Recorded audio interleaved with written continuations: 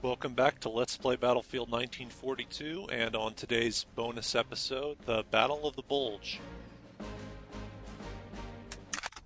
And yes, okay, we're going to be playing from the Allied perspective, and I'm going to have an unusual little round here. I'm just going to set up some stuff here really quick, and then I'll tell you what I've done.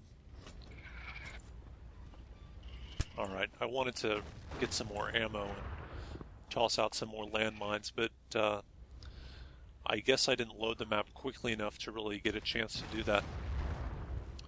The German tanks were already firing their cannon on the area where the ammo crate is, but I'm going to be doing some defense here, really heavy defense on the windmill flag, which is very useful if you're the Allies on Battle of the Bulge. As you know from the previous Battle of the Bulge episode, there we go, there's the X-Pack. The Germans can be stopped if they focus too much on the windmill and there's a good defense there. And there goes another enemy. Very common and sneaky Allied tactic here is to have X-Packs right on that little circular thing at the bottom of the windmill, and just wait for enemies to run into the windmill and detonate as soon as you see them, trying as much as you can to avoid team kills.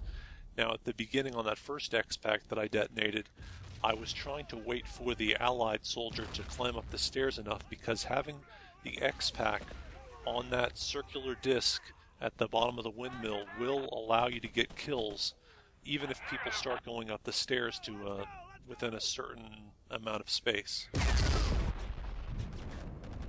And you can actually keep this flag neutral from within the windmill, and they have to come inside with infantry to kill you and capture the flag. Now it is possible sometimes for them to aim a tank shell through the window just right and get a kill on you. You have to be careful when you're doing this though, because if you see an enemy come into the windmill and you have to detonate your X-Pack in this position, it may team kill you depending on the friendly fire amounts. So you may have to run up the stairs really quick and then detonate. Also, I'd point out that there are no ammo crates inside the windmill, not even at the top. There is in the Bocage windmill, but not here. Presumably that's to avoid people doing exactly what I'm doing. You can only do this 4 times because you've got 4 X-Packs you can carry. However, if you do have enough time, you can throw 1 X-Pack in and then reload your ammo up to full and then come back in the windmill, so you'll have a total of 5 there. But I also really like throwing those landmines out right around the flagpole. The terrain around the windmill is so annoying and difficult for the tanks to maneuver around on that adding landmines around there is just really, really bad for them. In fact, I've seen many occasions where German tanks will roll around, they'll see the landmines, and they'll jump out of the tank and try to make progress that way. But having infantry inside the windmill, that really adds to the problems as well. Well, we've managed to hold the windmill here. Unfortunately, the Germans were smart enough to start going after some other flags. The river flag, as usual, was undefended. And now the Germans actually have 3 of the 5 flags, so we're in potentially in some big trouble. We do have a 100 ticket lead, but if they manage to get all the flags, and of course, then we're done for anyway.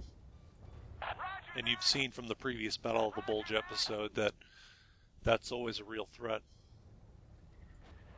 Yeah, in fact, the Germans had managed to get the southern 3 flags there for a while, which is a potential scenario where they get the bottom 3 and they've got the uncappable at the top and kind of squeeze you out in the middle.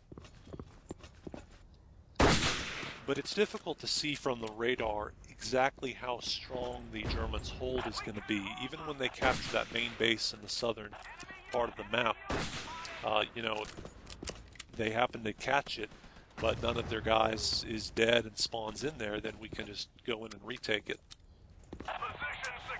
I would point out that the windmill is also very important to defend, not only because it's a very defensible position, but also because it spawns a tank. Aside from the two that spawned at the southernmost point, the Allies spawned one tank each at this flag and the one on the other side of the river. And if the Germans do take the windmill early on, then that just adds to the tank superiority that they're going to have. Okay, it says I killed a teammate. What that was the 4-minute fuse on the X-Pack. All of your landmines and X-Packs will automatically blow themselves up after 4 minutes.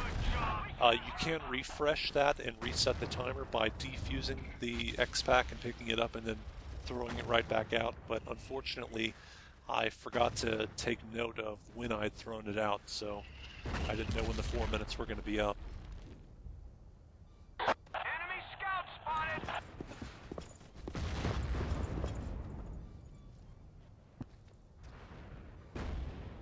Yeah, the Germans are in a pretty decent strategic position at the moment. And the windmill flag is probably not going to be critical as long as they're going to be having the fight elsewhere.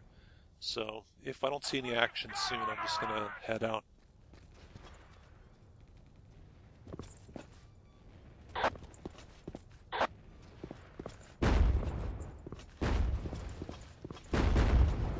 Hearing a lot of explosions. You've always got to kind of keep your ears tuned in.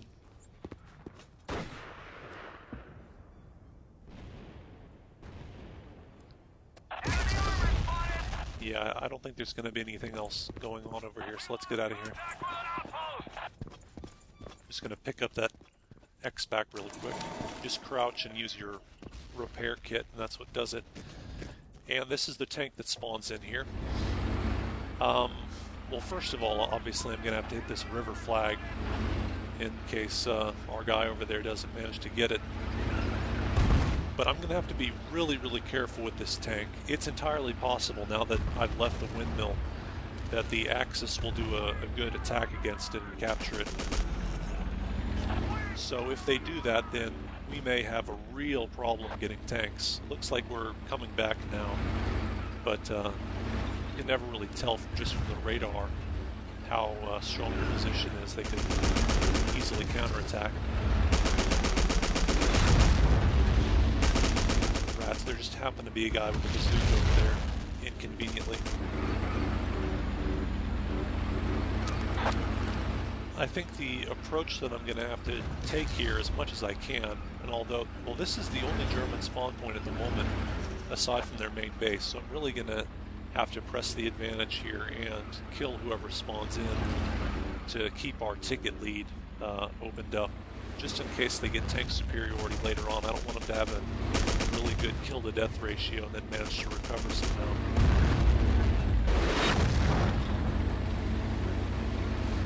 Alright, now I think I'm going to have to retreat here. A lot of people spawning in with bazookas. Just need to get some good distance.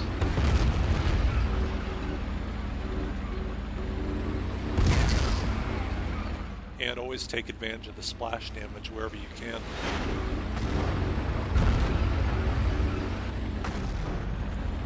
As you can see, it can be a little bit tricky to drive when you're not facing the correct direction. Stay tuned for part 2 of Battle of the Bulge.